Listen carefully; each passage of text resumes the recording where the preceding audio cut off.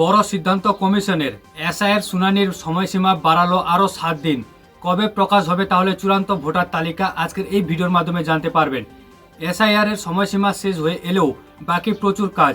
এই পরিস্থিতিতে জেলা শাসকদের আবেদন মেনে সময়সীমা বাড়ালো নির্বাচন কমিশন। শনিবার সন্ধ্যায় এই সংক্রান্ত ঘোষণা করলেন রাজ্যের মুখ্য নির্বাচনী আধিকারিক মনোজ আগরওয়াল। আগামী 7 দিন পর্যন্ত এসআইআর এর শুনানি কাজ চললেও 21শে ফেব্রুয়ারি চূড়ান্ত তালিকা প্রকাশ হতে পারে বলে জানিয়েছেন তিনি। বাড়ল এসআইআর এর শুনানির সময়সীমা। 2025 সালে অক্টোবর মাসে ভোটার তালিকা সংশোধন বা এসআইআর এর কাজ শুরু হয়েছিল এবং কথা ছিল যে 14 ফেব্রুয়ারির মধ্যে চূড়ান্ত তালিকা প্রকাশ করবে নির্বাচন কমিশন। তারপরেও হতে পারে বিধানসভা ভোটের ঘোষণা, কিন্তু এখনও নির্ধারিত সময়ের মধ্যে অনেক কাজ বাকি রয়েছে। তাই জেলা শাসকরা আবেদন করেছিল বাড়তি সময়ের চেয়ে। চূড়ান্ত ভোটার তালিকা প্রকাশ হতে পারে ফেব্রুয়ারির শেষে।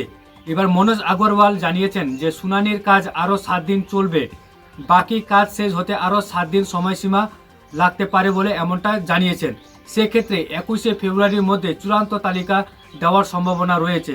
তো বন্ধুরা বুঝতে পেরেছেন যে 14 ফেব্রুয়ারি যে চূড়ান্ত ভোটার তালিকা প্রকাশ করার কথা ছিল, তো 14 তারিখে কিন্তু প্রকাশ করা হচ্ছে না। আরও 7 দিন সময়সীমা এই শুনানির কাজ চলবে। যেমন উত্তর ও দক্ষিণ 24 পরগনা বা কলকাতা, উত্তর ও দক্ষিণ 24 পরগনার যে প্রভৃতি কেন্দ্রগুলি রয়েছে শুনানির কাজ এখনও কিন্তু শেষ হয়নি।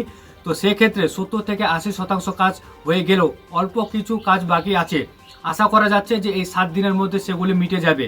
আর এসআইআর এর সময়সীমা যদি না বাড়তো তাহলে আরও খারাপ পরিস্থিতি তৈরি হতে পারত, কারণ বহু মানুষ এখনও পর্যন্ত শুনানিতে উপস্থিত হতে পারেনি বা ঠিক সময় দেখাতে পারেনি ডকুমেন্টস। সেক্ষেত্রে 14 ফেব্রুয়ারির মধ্যে সমস্ত কাজ জমা দেওয়াটা খুব তাড়াহুড়ো হতো। সমস্ত দিক বিচার বিবেচনা করে নির্বাচন কমিশন জেলা শাসকদের আবেদনে সাড়া দিয়ে সময়সীমা বাড়ানোতে কিছুটা স্বস্তি উভয় পক্ষে। তো বন্ধুরা বুঝতে পেরেছেন যে এসআইআর শুনানি কিছু কিছু জেলা এমনও রয়েছে যে 70 থেকে 80% কাজ কিন্তু হয়েছে এবং বাকি আরও 30 থেকে 25% কি 20% কাজ বাকি রয়েছে।